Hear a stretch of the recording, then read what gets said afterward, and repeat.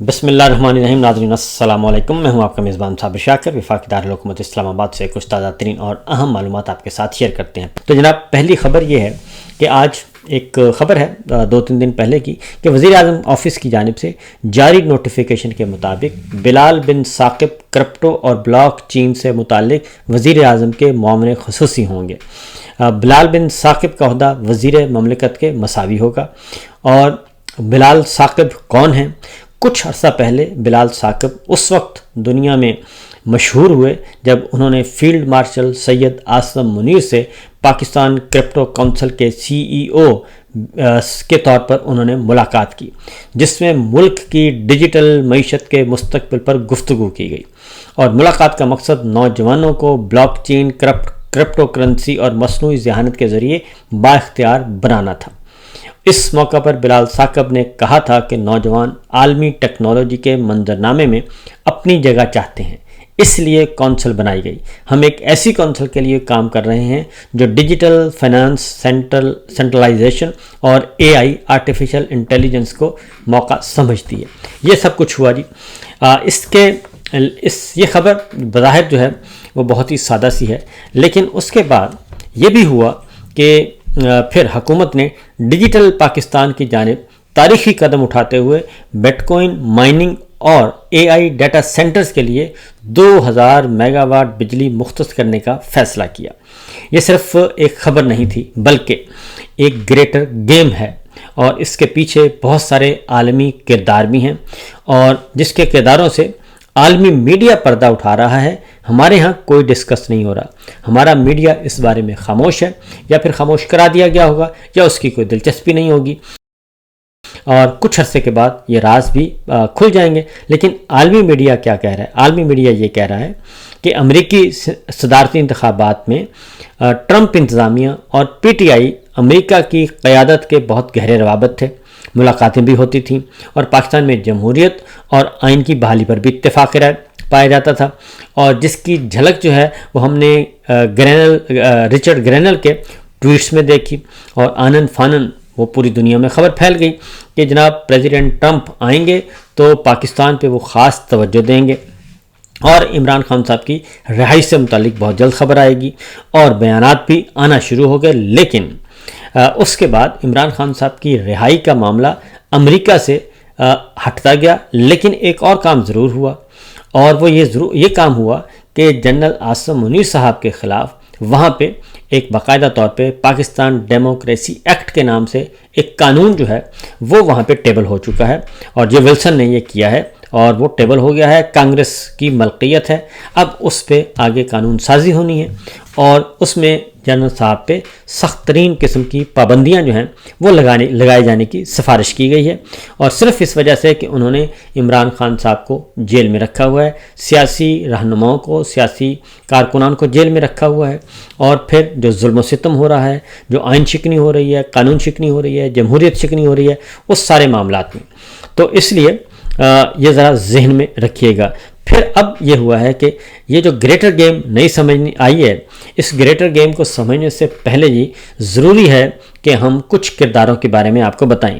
اور اس میں اہم ترین جو کردار ہیں وہ بلال بن ثاقب ہیں، جنہیں میں نے آپ کو بتایا کہ اس ہفتے معاون خصوصی وزیر اعظم شہباز شریف صاحب کا بنایا گیا ہے. فارم 47 کے وزیر اعظم ہیں، لیکن بلال ثاقب جو ہیں وہ البتہ فارم 47 کے نہیں ہیں. تو بہرحال اس گریٹر گیم کا جو دوسرا بڑا کردار جو ہے وہ زیچ وٹکوف ہے، جن کا شمار ورلڈ لبرٹی فائنینشل کے بانی اراکین میں ہوتا ہے. World Liberty financial crypto currency میں ڈیل کرنے والے بڑے گروپس میں شامل ہے، اور اس میں 60% شیئرز ٹرمپ فیملی کے بتائے جاتے ہیں جی.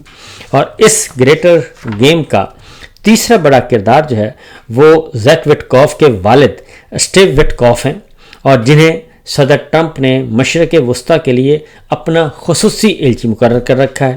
اور ان کے ٹرمپ خاندان اور ٹرمپ کابینہ اور عرب ریاستوں کے سربراہان کے ساتھ بڑے ہی گہرے مراسم بتائے جاتے ہیں.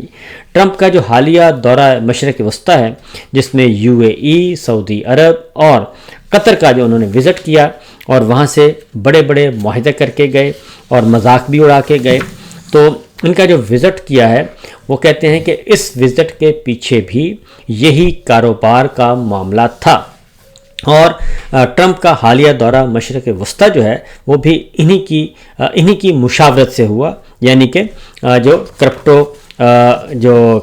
کرپٹو بزنس کے ہیں اسٹیو وٹکاف، اور جو خصوصی ایلچی ہیں مشرق وسطیٰ کے، انہی کی ریکمنڈیشن پہ یہ وزٹ رکھا گیا تھا پریزیڈنٹ ٹرمپ کا۔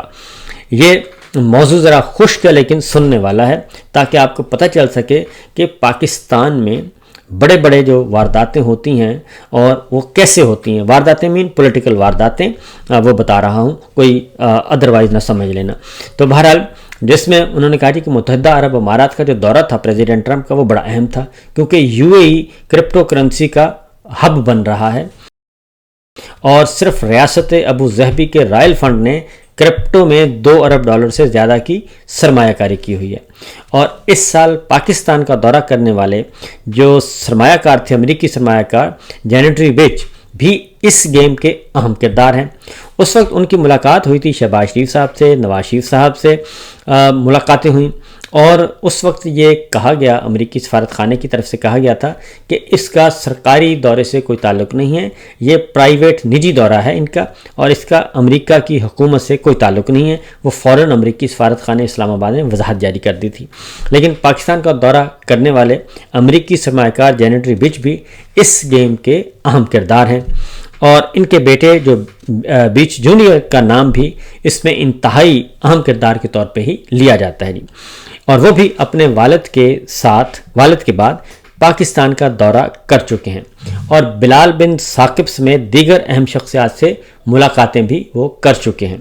ان شخصیات کے بعد ایک اور اہم کردار کرپٹو کرنسی ایکسچینج کے بانی اور سابق CEO چانگ پنگ یاؤ کا ہے جی تعلق، اور جو گزشتہ ماہ لاہور میں لیگی قائد میاں نواز شریف صاحب سے اہم ملاقات کر چکے ہیں۔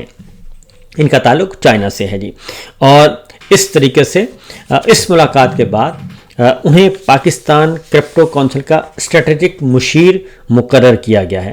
کس کو؟ بائننس کے BINANCE ہے جی، بائننس کے بانی چانگ پنگ زاؤ کی ملاقات ان کو بنایا گیا تھا جی۔ یہ سارا گروپ دنیا بھر میں کرپٹو کرنسی میں بڑی ڈیلز کرتا ہے۔ اب میں آپ کو یہاں روک کے آپ کو بتا دوں کہ پاکستان میں پچھلے دنوں وزارت خزانہ کی ایک رپورٹ تھی، اس میں یہ غالباً وزیر خزانہ بتا رہے تھے کہ پاکستان میں جو کرپٹو کرنسی ہے یہ بزنس، یہ کوئی $300 ارب کا ہے سالانہ، $300 بلین کا۔ تو یہ از خود ایک بہت بڑی اماؤنٹ ہے، اور وہ کہتے ہیں کہ یہ بزنس ہو رہا ہے پاکستان میں، ڈیلز ہو رہی ہیں۔ تو انہوں نے کہا کہ پھر یہ بلال بن ثاقب، ذرا آپ بلال بن ثاقب کا ذہن میں رکھیے گا، ہم نے جس پہلے اور بڑے کردار بلال بن ثاقب کا ذکر کیا، ان کی اہمیت اتنی زیادہ ہے کہ army chief field marshal K عہدے پر ترقی جب دی گئی ان کو، تو ان کے بعد یہ واحد شخصیت ہیں جنہوں نے field marshal general Asim Munir سے الگ ملاقات کی تھی اور انہیں فیلڈ مارشل بننے پر مبارکباد دی تھی۔ باقی تمام شخصیات کو ڈنر میں مدعو کیا گیا تھا۔ یہ اس کے ساتھ ساتھ ریاستوں کے جو سربراہان ہیں ان کے بھی ان کے گہرے مراسم موجود ہیں جی۔ تو یہ تو ہو گیا ایک معاملہ۔ تو اس کے ساتھ ہی ایک اور خبر دیکھیے گا تاکہ آپ کو اندازہ ہو سکے کہ یہاں پہ چل کیا رہا ہے، کیونکہ بہت بڑی بڑی خبریں اور بہت بڑے بڑے کام یہاں پہ ہو رہے ہیں جی۔ اس کے ساتھ ساتھ جی امریکی جریدے وال اسٹریٹ کی ایک رپورٹ ہے، وال اسٹریٹ جرنل کی، اس میں دنیا کی طاقتور ترین شخصیات یعنی کہ صدر ٹرمپ کی ایک جانب تمام ممالک پر ٹیرف عائد کر رہے ہیں، وہیں ان کے کرداروں کے ذریعے پس پردہ متعدد ممالک کے ساتھ کرپٹو میں بڑے بڑے معاہدے کیے جا رہے ہیں۔ اس ضمن میں ٹرمپ کے اقتدار میں آنے کے بعد محسن نقوی صاحب، طارق فاطمی صاحب، اسحاق ڈار صاحب اور دیگر شخصیات کے امریکہ کے دورے بھی انتہائی اہم تصور کیے جا رہے ہیں، جن میں پاکستانی حکام نے یہ تمام ڈیلز طے کی ہیں مبینہ طور پر۔ اور رپورٹس کے مطابق جی کرپٹو کی ان شخصیات کی ایک بہت بڑی جو دلچسپی ہے وہ ریئر ارتھ منرلز بھی ہیں، اور جنوری بیچ کا دورہ پاکستان بھی اسی سلسلے کی ایک کڑی بتایا جاتا ہے کہ یہ سارا کچھ اس سارے آپس میں معاملات انٹر لنک ہیں. اور اس کے ساتھ ہی عالمی میڈیا کی جو رپورٹس ہیں ان کے جو سورسز ہیں وہ یہ بتا رہے ہیں کہ یوکرین کے بعد صدر ٹرمپ کی نظر جو ہے وہ پاکستان کی معدنیات پر ہے. یہ سب زبان زد عام ہے یہ بات.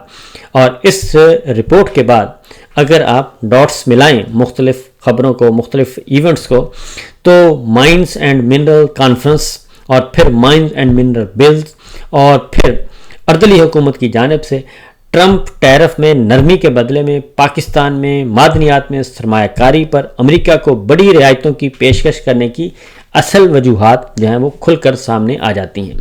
اب یہاں پہ ذرا رکیں تو mines and mineral bills Khyber Pakhtunkhwa میں رکا ہوا ہے، بلوچستان میں منظور کروا لیا گیا ہے، گلگت بلتستان میں باقاعدہ طور پہ وہاں پہ گرفتاریاں ہوئیں، پھینٹے لگائے گئے، مارا گیا، پیٹا گیا، اور صرف اس مائنز اینڈ منرل بلز کے لیے، اور وہاں پہ سخت ترین رد عمل پایا جاتا ہے. اور یہاں ایک اور بات بھی ہے جی، وہ یہ ہے کہ عمران خان پر یہودی ایجنٹ ہونے کا الزام لگانے والے اردلی حکومت جس باپ بیٹے سٹیو اینڈ زیک سے بزنس ڈیل کر رہے ہیں وہ بھی یہودی خاندان سے ہی تعلق رکھتا ہے. تو خیر یہ تو ایک بالکل نجی نوعیت کا معاملہ ہے، لیکن چونکہ پاکستان میں ان پہ الزام بہت لگایا جاتا ہے اس لیے یہ بھی ذرا ذہن میں رکھیے گا کہ یہ ریاستوں کے معاملات جو ہیں یا ریاستوں کے معاملات ہیں یا پھر اپنے سروائیول کے معاملات ہیں، پھر یہ نہیں دیکھا جاتا کہ کون کیا ہے.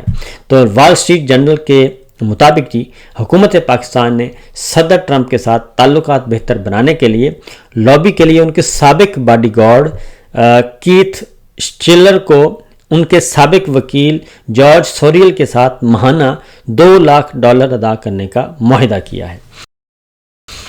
یہ بھی میڈیا رپورٹس کے مطابق جی. اور رواں برس اپریل میں کیے گئے اس معاہدے کے تحت ان دونوں شخصیات نے پاکستان کے امریکہ کے ساتھ طویل المدت معاشی تعلقات میں بہتری اور امریکہ کی پاکستان میں مائنز اینڈ منرلز میں سرمایہ کاری کی راہ ہموار کرنی تھی. یہ کیا جا رہا ہے جس کے نتائج اب وہ کہتے ہیں جی آنا شروع ہو جائیں گے. وال اسٹریٹ جرنل کی رپورٹ جو کہتی ہے وہ یہ کہتی ہے کہ جی اس معاہدے کے بعد بلال بن ثاقب کی معاون خصوصی برائے کرپٹو کرنسی اور بائنینک کے بانی جانگ پنگ یو کی مشیر برائے پاکستان کرپٹو اسٹریٹجک کونسل کی تقرری نے یہ ثابت کر دیا ہے کہ اب پاکستان کا ٹرمپ انتظامیہ کے براہ راست رابطہ استوار ہو چکا ہے. اور اس لیے امریکی حکومتیں ہوں یا امریکی صدر اور خاص طور پہ پریزیڈنٹ ٹرمپ جی وہ کہتے ہیں کہ اپنے مفاد کے بغیر وہ کوئی معاہدہ نہیں کرتے. اور صدر ٹرمپ تو ویسے بھی انہوں نے کہتے ہیں جی کاروباری شخصیت ہیں، وہ تو ناپ تول کے معاملہ کرتے ہیں اور گھاٹے کا سودا وہ کیسے کر سکتے ہیں.